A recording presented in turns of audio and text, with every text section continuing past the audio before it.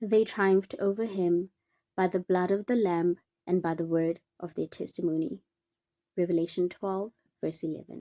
Ngwana yo sa leleng o shwela tharing. A child who does not cry will die on the back of the one carrying them.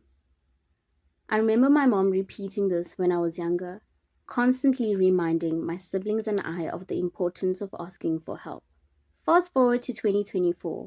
I'm in my final year of uni and I get diagnosed with combined ADHD.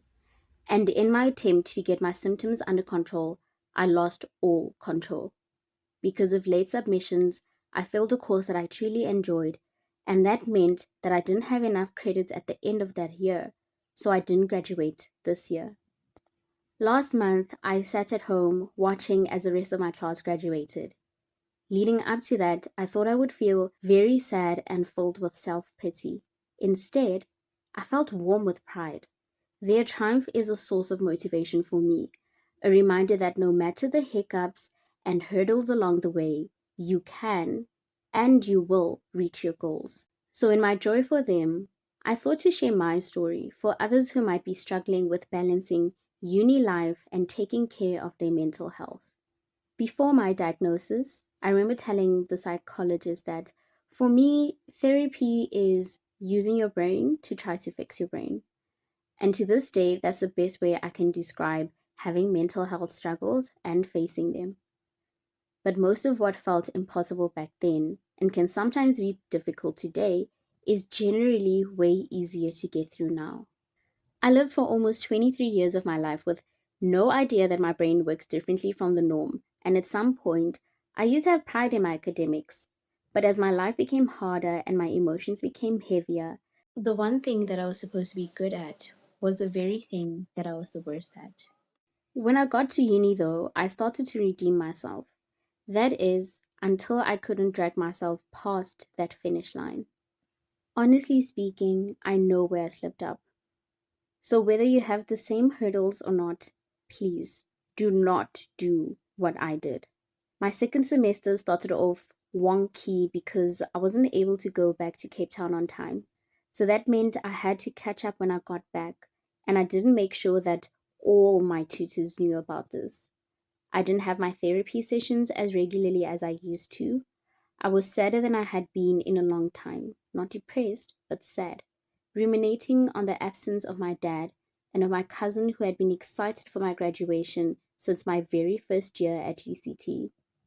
And since July the previous year, my family had been losing members every few months, and I had missed the opportunity to properly say goodbye.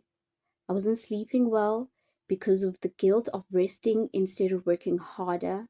I was trying to adjust to meds and occupational therapy, which wasn't easy at all. To top it all, I'd cut off all vices and distractions, having to tackle my thoughts and feelings head on. I don't regret this, but it was quite difficult. So yeah, things piled up and I didn't seek help early. I failed a UCT course and I don't want you to do the same. You don't have to. So, what I'm trying to say is use your tools. Yes, your brain likes lying and makes you feel like you're helpless, but that's not true. And when you remember that it's not true, instead of feeling bad about not asking for help earlier, ask for help now, before it gets too late, before things get even worse. Another lie, one of my brain's favorites, is that I should be able to do things myself, all things by myself. But no man is an island. Heck, I worked on an entire documentary about this very topic, yet at the same time, I still tried to walk this road alone.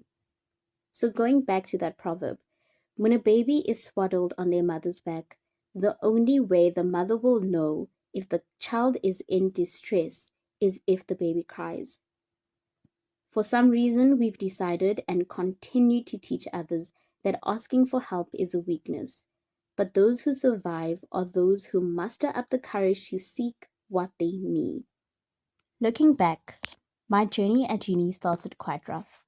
Besides everything being online and isolated because of COVID, I went to uni as a 20-year-old depressed suicidal self-harmer. And not long after starting therapy and finding a way to breathe, I had a great loss. I lost my father after just a few months of moving to res.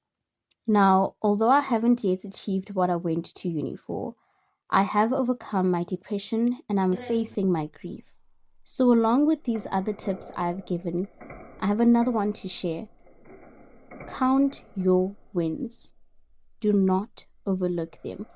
My father insisted that I attend university in person to experience what it's like to move to another city and start my own little life away from the familiarity of home and family. He knew that I would grow in ways that I wouldn't have if I hadn't left. For me, that has been growing stronger than my emotional troubles. I know that just getting this far, learning to love my life, and continuing to choose to live would have made him so proud. So who am I to overlook that work and not be proud of me? Lastly, I just wanted to add that my faith has helped me a lot in getting to this point. I truly believe that my earthly father, and especially my heavenly father who gave me this life and this cross to carry, would want me to share this message, and I trust it will reach whoever it was meant for. This year, the big hurdle for me is finances. Although I have funding from NSFAS, it's not enough to cover accommodation and other costs. So, I'm taking my own advice and reaching out for help. I've started a fundraiser mainly for rent to help me secure safe housing for my final semester when I return to complete my degree. If you want to help, please do so by making a donation or even sharing the link to my Backup Buddy campaign to help me reach as many people as possible. The link is in the description box below. And to help someone else who might be going through things that they do not know how to talk about or who to open up to, share this video with them. Thank you very much for watching. Thank you for the donations. Thank you for the kind messages. And thank you for sharing the link to my campaign. It all means the world to me.